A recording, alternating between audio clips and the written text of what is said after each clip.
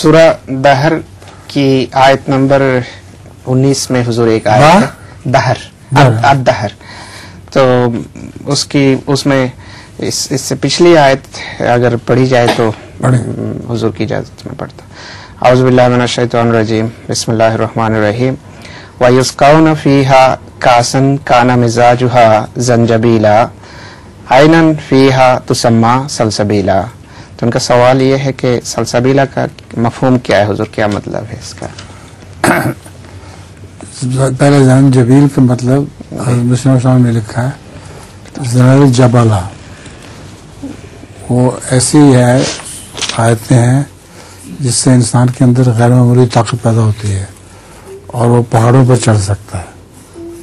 اور سلہ سبیلہ کا مطلب ہے رستہ آسان کر دیا اس کا. تو دونوں کے ملتے جلتے معنی ہیں، طاقت زیادہ پیدا ہو جاتی ہے اور رستہ آسان ہو جاتا ہے چلنے کا.